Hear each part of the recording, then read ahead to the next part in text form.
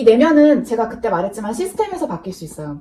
시스템이라 함은 미팅과 스폰서님과의 상담, 여러 가지 그런 그룹 차원의 만남의 그런 장이 있죠. 그런 쪽에서 우리가 내면을 바꿀 수가 있는데, 그래서 이거는 하루아침에 되는 게 아니에요. 내가 우선 시스템에 적응을 해야 돼요. 적응을 해야 되고 따라하기를 해야 돼요. 그리고요, 이 시스템 안에서 내가 정말 닮고 싶은 롤모델이 있어야 돼요. 저는 이거가 너무너무 중요하다고 생각하는 게, 이 롤모델이 없으면 내가 누구를 보고 따라할 그런 대상이 없으면은 약간 좌충우돌? 그렇게 할 수가 있거든요. 그래서 정말 내가 롤모델이 빨리 정하셔서 그분을 따라 하시는 거에 사활을 거는 거, 그게 바로 우리의 변화의 속도라고 합니다. 예를 들어 우리의 스폰서님을 가장 멋진 롤모델이잖아요.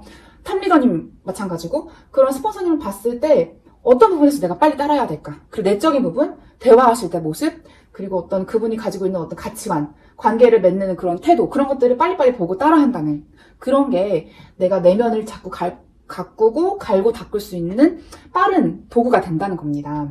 그럼 우선 심리적인 거를 먼저 볼게요. 심리적인 거에서 가장 중요한 거는요, 평정심, 다른 말로 초연함이에요.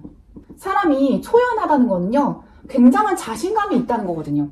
근데 우리는 어떤 사건이 터졌을 때 초연하기가 되게 어려워요. 이랬다 저랬다 우왕좌왕하고, 그리고 불안해하고 두려움을 자꾸 표현하게 되죠. 뭔가 더 막 세게 나간다거나 혹은 너무 동굴에 들어간다거나 그런 것들이 초연함이 없을 때의 그런 모습입니다.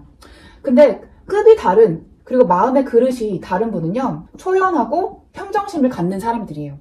이런 분들은 굉장히 강인하죠.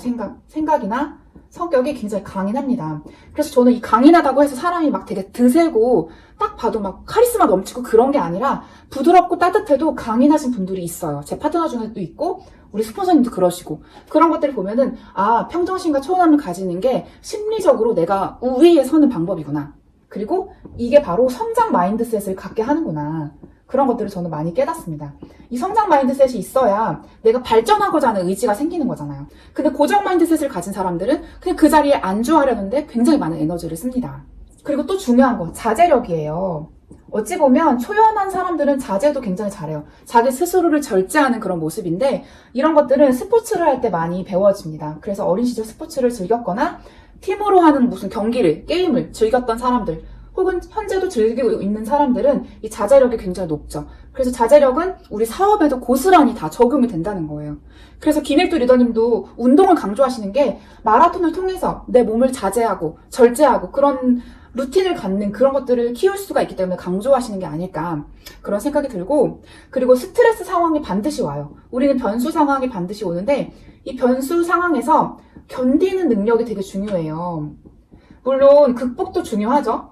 근데 너무 변수가 거대하면은 이 극복, 뛰어넘는 거는 진짜 고사하고 그냥 인내만 하고 싶어져요. 그냥 버티기. 근데 그 버티는 능력 또한 내가 초연하고 자제를 할 수 있고 강인할 때 가능하다는 거예요. 저도 얼마 전에 큰 변수가 있어가지고 견뎌야만 하는 상황이 있었습니다. 근데 제가 그때 초연하다는 단어를 굉장히 많이 묵상을 했어요. 어떻게 하면 내가 초연한 리더가 될 수 있을까? 그러면서 그거를 견디다 보면서 하루하루 그냥 오늘을 살듯이 견디다 보니까 지금의 또 한층 더 성장한 저를 만나게 된 것 같습니다. 그리고 또 이 변수는 다른 말로 위기죠. 근데 위기 때 진짜 성품이 드러나요. 그래서 내가 좋을 때는, 잘 나갈 때는 성품을 체크할 수가 없어요. 근데 내가 진짜 위기 상황이 왔을 때 파트너들한테 행하는 거, 그리고 내가 사업적으로 어떤 대하는 태도, 그런 것들이 나의 성품을 고스란히 드러내기 때문에 평소에 얼마나 많은 이 강인함을 갖추고 있는가, 얼마나 초연하게 내 사업을 바라보고 내 인생을 바라보는가, 그런 태도가 이 심리적인 부분에서 명품 리더가 될 수 있는 부분이라는 거죠. 정말 중요한 거는 이 위기 때의 리더십이에요. 진짜 모든 ABO들은 다 위기를 겪어요. 근데 그 위기가 크고 작은 다양한 위기겠죠? 개인적인 위기, 사업적인 위기, 건강적인 위기, 너무 많아요. 관계적인 위기. 근데 이 위기를 겪었을 때 어떻게 대처하는가, 그게 진짜 그 리더의 진면목을 보여줄 수 있는 거기 때문에 우리는 심리적인 것들을 늘 가꾸고 갈고 닦고 관리를 해야 합니다. 또 중요한 건요, 평정심과 초연함의 다른 말은 포커페이스거든요. 근데 이 포커페이스는요, 상류층들이 가지고 있는 정말 엄청난 자산이에요. 상류층들은 자신의 사적인 것들을 막 공론화하지 않고 드러내지 않고 남의 이야기를 막 입에서 오르락내리락 하지 않죠. 그렇기 때문에 그분들이 대단한 거거든요. 우리는 물론 모이면 수다 떨고 싶고 얘기하고 싶고 막 그렇잖아요. 근데 안 좋은 이야기를 공론화하지 않고 정말 내가 어떤 나쁜 상황이 있어도 위기 상황이 있어도 포커페이스를 갖는 그런 사람들이 진짜 리더십이 있는 사람들이고 워렌 버핏은 그런 말을 했어요. 여가 시간의 80%가 그분은 독서를 하시는데 독서를 통해서 학생들한테 이런 조언을 했다고 합니다. 여러분들 따라하세요. 따라하라. 독서 아무리 많이 하면 뭐하냐. 거기 나온 거를 따라하지 않으면 아무 의미가 없다. 근데 이 따라하면서 심리적인 부분까지도 계속 컨트롤하는 그런 자제력을 키우게 된다는 거죠. 근데 따라하지 않기 때문에 워렌 버핏 같은 사람이 또 나오기가 어려운 거 아닐까 그런 생각이 드는데 우리는 시스템 속에서 따라하라고 늘 배우잖아요. 그러니까 우리는 매일매일 작심삼일이라도 매일매일 반복하면 되니까 매일 따라하는 거 습관으로 가져야 될 것 같습니다.